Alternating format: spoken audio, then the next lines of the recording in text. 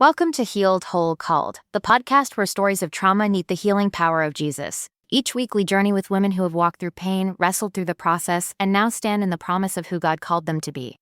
This is more than storytelling. This is sacred space, where honesty is welcome, healing is possible, and hope is alive. And now, here's your host, Wendy Melrose. Today, I am honored to welcome Clover Johnston, a faith-filled co-parenting and women's empowerment coach, mother of 3 adult daughters, and founder of Co-Parent Accelerator Transformation Program.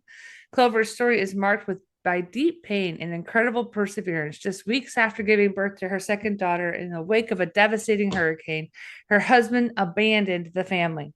With no emotional or financial support and an unpredictable co-parenting journey ahead, Clover chose to walk the hard road of healing rather than holding on to bitterness. Years later, in a second long-term relationship that promised marriage, she returned home to Jamaica only to be met with betrayal, infidelity, and financial chaos that impacted her deeply. And yet again, she chose faith over fear and healing over heartbreak. Today, Clover empowers single and divorced moms to do the same. Through her Heal, Grow, and Thrive method, she equips women to rise in confidence, release the pain, and walk in peace. Even in the midst of complex co-parenting, her model says it all. It's hard to be fruitful while you're holding on to what's hurtful.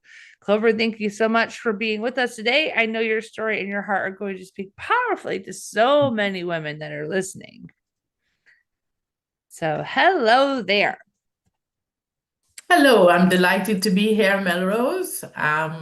It's just wonderful to be able to share my story because I know that I'm not by any means unique. And as I say, there is a tribe of us with more than 1 in 3 marriages failing and numerous long-term relationships that have produced children.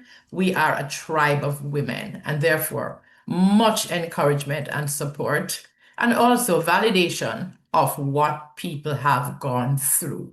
Absolutely. So, and I am one of those 3 as well. So I'm looking forward to diving in and share, as you share your story, I could probably even share a little bit of my testimony as well. And we'll be able to bless so many. So let's start at the beginning. I know we shared a little about it in the introduction, but what was the moment or season of hardship that you walked through?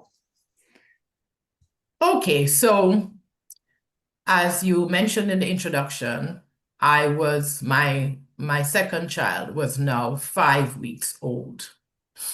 And I had noticed maybe 1 or 2 red flags, but when you're pregnant and trying to go through a pregnancy, and a difficult pregnancy in that I was transferred from a job that I was used to into a very new environment. At the time I was in banking. So it was a stressful time for me.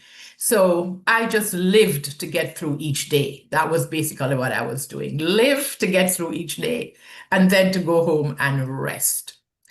Anyway, there came a tropical cyclone or hurricane, and this was in Jamaica at the time. And it was one of the most devastating of the 20th century. And so it ripped off roofs all throughout the country. Electricity went, well, the power company disabled the electricity just to prevent fires. Water was gone. So a number of safety measures. So the country was just in tension. But in my personal household, there was just enormous pain taking place at the time. I held my 5-week-old baby in the sunken living room and just watched water pouring in and wondered what's next, right? And then I had a 4-year-old. Luckily for me, my mom was still alive at the time and she was with me. Now, my then ex-husband appeared very indifferent, but he had gone through a season earlier that year in May, this happened in September, where he had lost his job. And I think he had been very flippant about the job search. And I had mentioned to him that, look, When you're searching for a job, the university students come out at the end of June, and you're going to be in direct competition if you don't get ahead of the game. So all these tensions were happening at the same time. Anyway, to say it was a rough season is an understatement. And I don't want to dwell a lot on the events, but more on how the events affected me. Sure. So we had to move out of the house. The first 2 nights I was able to sleep at a neighbor's with the kids and relatives because my family home was in a different parish, and therefore we had no telephone working. It was not a time when mobiles were mainstream yet, far from it. So we had to wait a few days until the company was able to restore the telephone service. And as soon as that happened, which was about 3 or 4 days later, my brother and sister, they were able to come to Kingston and collect myself, the 2 children, and my mom. But even before that, when my then ex-husband was taking me over to my cousins at the time, and I said to him, aren't you staying with us? And he said, no. And where I'm going, you can't come. I mean, that was beyond shocking. I mean, it's one of the worst things anybody has told me in my life, because here I am with a newborn, a 4-year-old, and struggling through the enormity of this never before experienced natural disaster when everything was haywire, no fridge, food was spoiling. There was nothing normal about the season. Anyway, fast forward, I went to stay with at my parents' home. And I was there for about another 3 weeks when my daughter, who was breastfed at the time, she stopped swallowing. So every time I would offer her the chance to breastfeed, she would, as if something was hurting her throat. So my brother said, let me take you to my pediatrician because something is definitely wrong. So he did, and the pediatrician said, yes, she does have throat ulcers, but you'll just have to wait a couple of days and see if it goes away. And I was horrified. A newborn, barely 2 months old by now, and she would be losing weight, she would be dehydrated. So I was beyond shocked. And he said to me, okay, Clover, I'm going to Kingston tomorrow. I think you should come with me and go back to your own pediatrician and get a second opinion. And we did. And the pediatrician said, yes, she has throat ulcers. She's not able to swallow. I am not going to handle it. Go to the ENT specialist, which was just a few steps down the road. And he handled it. He gave me something to paint on the back of her throat twice a day. And from there, she recovered. Oof. I had indicated to my ex at the time that I was going to be in Kingston because the infant was, our newborn was having this issue. He never turned up, and just no communication at the time. So I reckon at that time that things were going downhill, but I decided that I would just have to be totally focused on my well-being and the welfare of my kids in terms of their care and my own self-care to just get through each day, to be able to feed them, care for them. These are young kids, so it means feeding, cleaning, changing, all the everyday requirements that a mother has to do for young kids. And my landlord at the time had asked, I was on maternity leave, so she asked if I would be returning. So I said, yes, we would be returning. And roughly about 2 months after this all happened, she asked me to come and look at the place and to see how the progress was going. So I did. And at the time, I had a very elderly neighbor who could have been my mom, and we were very close. So I had a quick chat with her, and she said to me, oh, your ex came and looked. Not your ex, your husband came and looked. But he tells me he's not coming back there. And I said to myself, wow, fancy him telling you and not telling me. But I just kept that to myself. So that confirmed that the relationship was literally going downhill, and the inevitable seemed as if it would be happening. I returned after about 3.5 months because, as I said, I was on maternity leave and I had to return to work. Life was anything but normal, but my kids were back on their feet.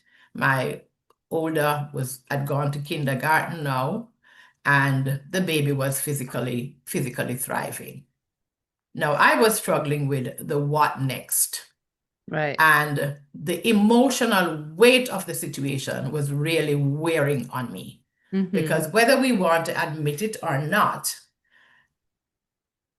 breakup and divorce is trauma.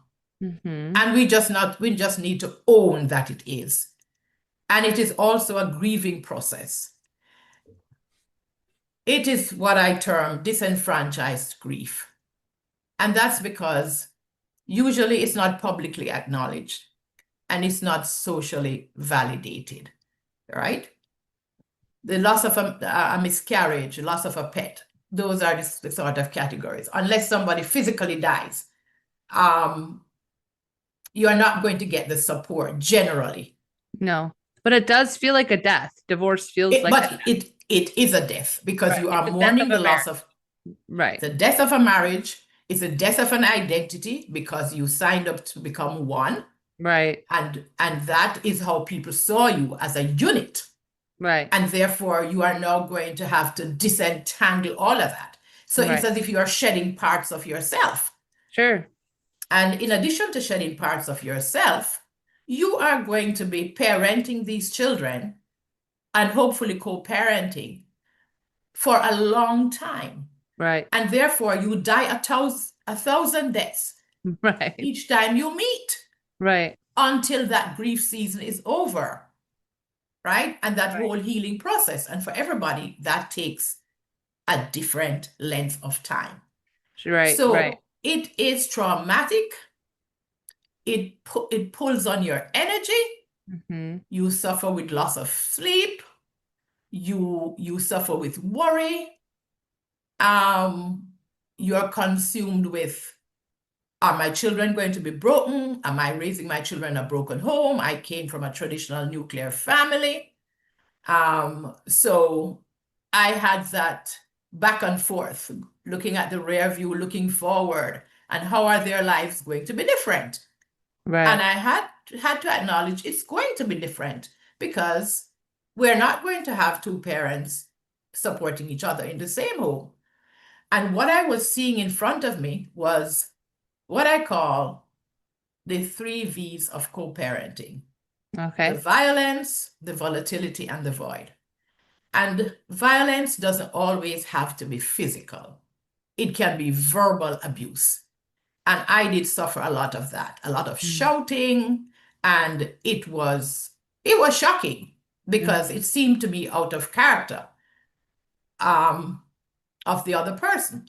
But then again, they had issues of buried pain, and they probably were also grieving and didn't know where to channel all of these issues that they were having.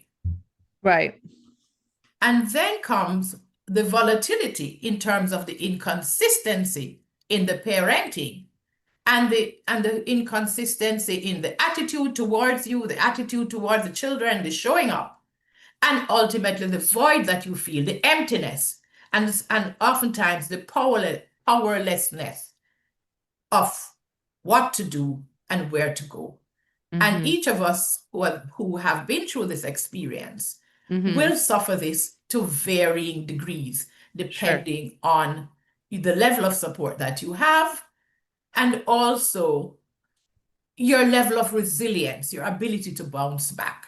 Right. But for me, and I must lean heavily on this part of my own healing, I was raised again in a faith-filled home where my parents were what I call practical Christians. They were people who demonstrated kindness, love, supported their church, went to church regularly, church involvement, community involvement. So I was able to draw on that model And so I was easily, my default emotion was not the usual, maybe anger. Yes, I did suffer shock, but my focus was on, how is this happening to me? Lord, how am I going to get through this? This looks like an impossible situation, but I am going to lean on you, because you said in your word, lean not on the arms of flesh, because the arms of flesh always fail you. And I keep reminding myself of this in every situation and circumstances now, because oftentimes we put too much weight on people's ability to help and to sustain us. Whereas if we open ourselves and say, Lord, I'm surrendering this to you, and I'm asking you to send the right people from the right places with the right attitude. And that is ultimately what happened to me. Nice. So I had a Whoville or an inner circle who basically came to my rescue, came to my support. They became my support team. And these were relatives, these were friends, brother, sister. There was a friend of mine who I had met when I was working in the bank, who actually became my spiritual sister. Right. And we are still friends today. And I remember she used to come it used to be a Saturday, and it was a prayer meeting, and she would take me there with her every Saturday for prayer. And it was so spiritually healing and uplifting. And it was a small group, so everybody could share their prayer request and feel sufficiently comfortable in the environment. And then I also was a member of what was then called Women's Aglow Fellowship. It became Aglow Fellowship. And also that was another spirit-filled space where you were able to share and receive prayer and spiritual upliftment. So I relied heavily, heavily on my faith to get through the season. And every opportunity I got to listen to a faith-filled woman of God, I took it. And it entirely uplifted me. And I remember once going to what was then a prophetic conference. And I actually got a prophecy on my life, which again was absolutely uplifting. And what I remembered from that prophecy was, it says you're going to go through detours, but you will overcome. And I held on to that, right? That yes, I'm going to have the ups and downs, and there are going to be many detours, but I'm going to be an overcomer. And so I held on to that overcoming. And to just move on quickly to the issue of my own personal growth, I had already determined, even before I was married, that I had wanted to go back to graduate school. And what ultimately came out of this situation was that I had to change jobs because banking was way too stressful. And when I went to this new job, it entitled me to study leave. And off I went with my children to the UK to study. And that was definitely God's door opener, one of the most important door openers in my personal growth. And my second child, who was, I think, suffered the brunt of the breakup, the one who was an infant at the time, I remember she used to be very tearful and very, very up and down emotionally. And within a month after going there, I saw like a night and day change in her. And I said to her, what is it that has made you so upbeat? And at 13 years old, she said to me, I am rid of the emotional burden of my father. But not only was she rid of the emotional burden of her father, I actually felt myself a relief, because I could see a pathway and a trajectory to my growth. And so the inconsistent parenting or co-parenting that I was going through, and the intermittent, which was pulling on me emotionally, that sense of relief came because I didn't have to depend on someone who was no longer there and who wasn't functioning. And I could now look ahead on the way forward in my life. So then would you say that your studying in the UK was the big, massive turning point for you and your daughters? It was a huge turning point for that particular child. Yeah. She glided through high school really successfully and became extremely emotionally secure and upbeat. And for myself, it was a source of absolute renewal in terms of who I was. My own talents and abilities were able to shine. And so I was no longer focused on those issues. I was now forward focused on how this opportunity that I had was going to move me forward. And by this time, I now had a third child in a pretty long-term relationship. And I also wasn't getting that level of co-parenting support. So I was there saying, Lord, this is really a sense of relief for me to just focus on myself, focus on the way forward and how it is I'm going to be able to move my children along the journey throughout high school and make a way for them to go to college. Because one of my main, as a Black woman from the third world, with a third world passport, here's something important that I learned. It doesn't matter how brilliant or how smart you are or how accomplished. Somebody with a developed country's passport and a developed country's education is going to have the advantage on you. And so I wanted to reduce the risk to my children who had developed country's passport at the same time. So I wanted everyone to have a developed country passport and a developed country's education. Because whether we believe it or not, a UK, US, and a Canadian education is viewed in quite a different status from any developing country. So that was a godsend for me. That's amazing. So where are you today and how is God using your story? Okay. I look back with total gratitude. And again, here is why. There are many people who went through my struggles of a shoestring budget, minimal financial support, intermittent and inconsistent co-parenting. But they struggled with mental health issues. They suffered with chronic illnesses. They were dragged through the court system for custody. The child support was used for bargaining in terms of how often they see the children. That was not my story. And that, to me, is a huge blessing. A huge blessing. You cannot nurture children in pain because the pain is going to be generational. It's going to transfer to them. And I'm not saying I'm perfect, and I'm not saying my situation is perfect.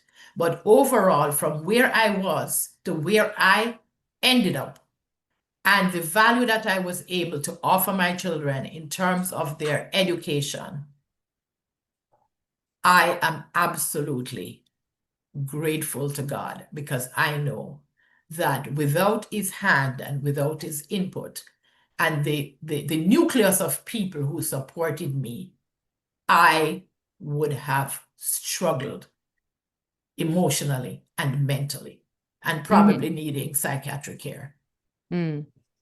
So what is the promise of God that you are walking in now? I can do all things through Christ Jesus who strengthens me. Oh, that's brilliant. Yeah. Amen. Yeah. And so what are you passionate about helping others to see or do because of what you've lived through?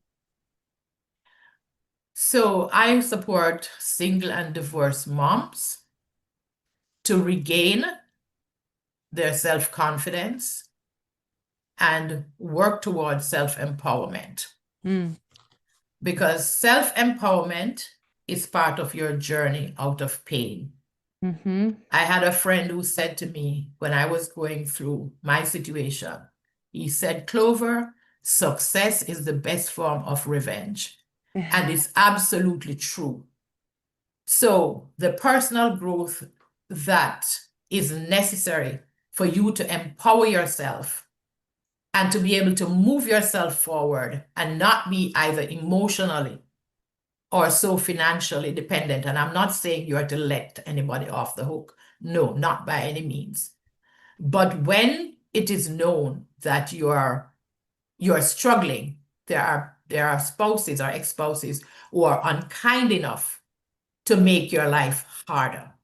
Mm. So I support single and divorced moms to regain their self-confidence, gain self-empowerment, using my Heal, Grow, and Thrive 3-pillar method to navigate difficult co-parenting successfully, peacefully. That's amazing. Yeah, when my ex and I, when we separated, I was stay at home. I would clean houses here and there.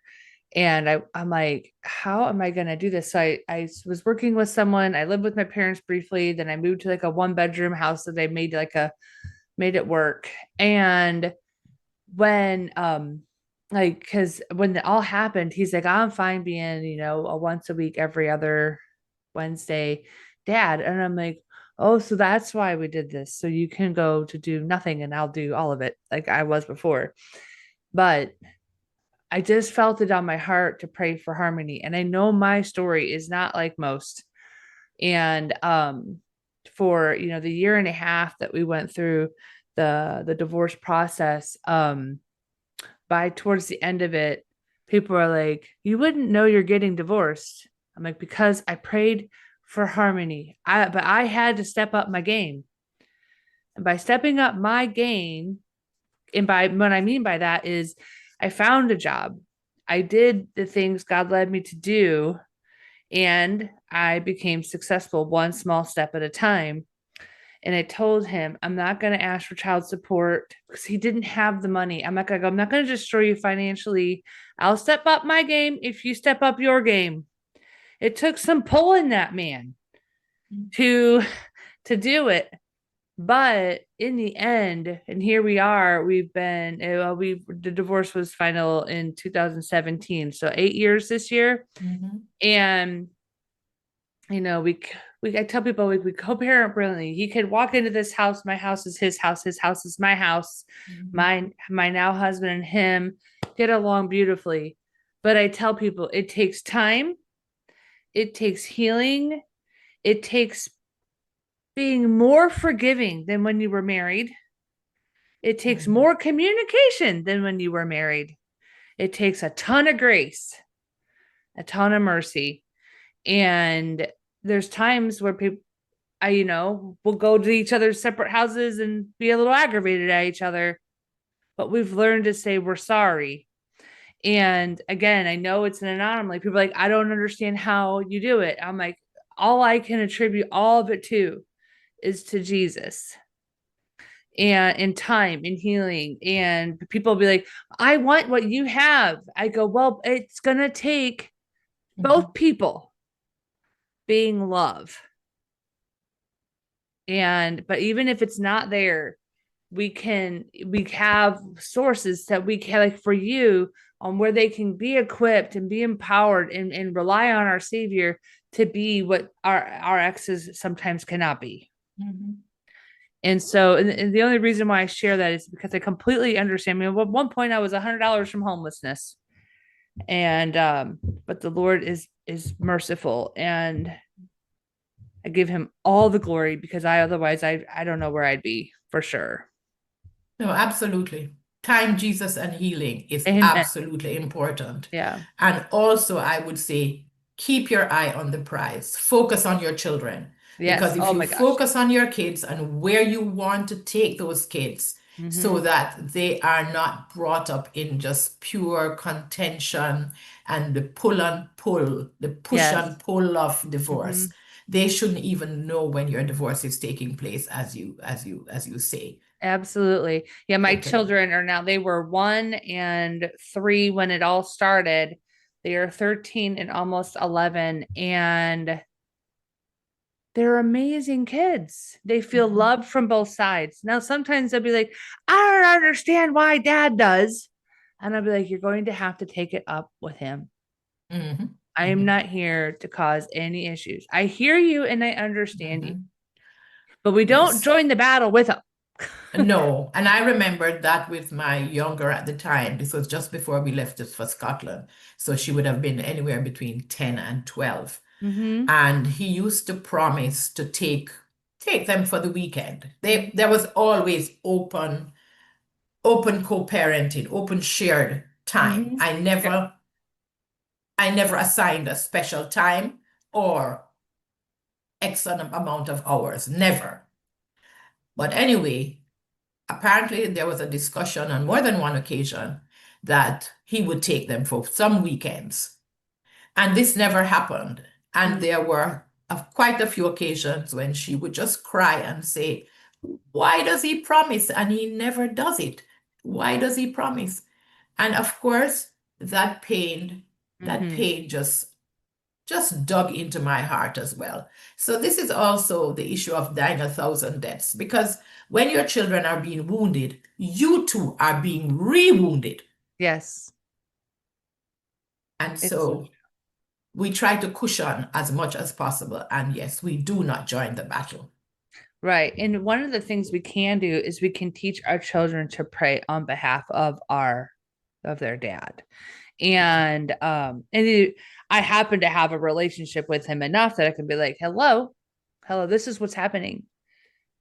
And at one point it could really hurt your relationship with A, B, or C. Mhm. And I just try to lift him up the best I can. Obviously, we cannot change anyone, but we Mhm. can pray for them and Yeah. lift them up as much as we can. I'm not talking Mhm. about lifting up as an enabling. I'm talking about just, No. I'm talking about just, Asking God to do the work in them. yes, yes, that's right. And then just teaching our children to have grace, love, and forgiveness. And just really kind of understanding, again, not, I know that some people are like, but you could be enabling, but having grace and mercy and teaching children how to have grace and mercy is the reason why this world can be such a better place if we could just get it through everybody.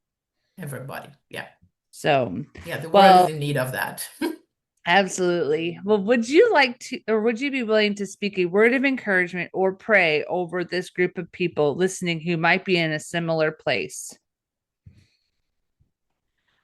So here's my word of encouragement. I would say, especially if you're a Christian, keep your focus on Jesus, the author and the finisher of your faith. Mm.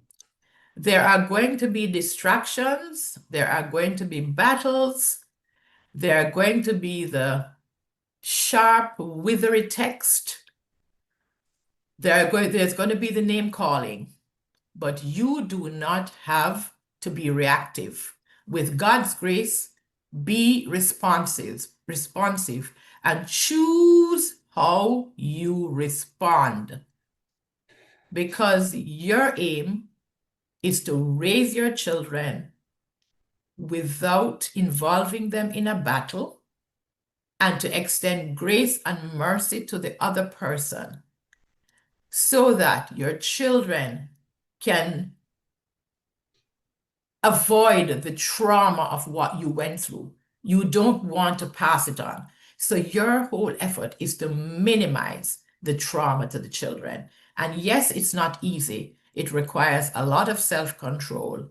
Mm-hmm. But if you keep your focus on your children, then it's as if you have set yourself a goal and a prize that you want to accomplish.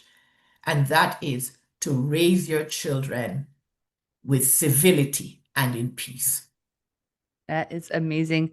Beautiful words. And friends, we all want to thank you, Clover, for sharing your heart with us today. And to our listeners, remember, your story isn't over. You are not disqualified by what you've been through. With Jesus, you are healed, whole, and called.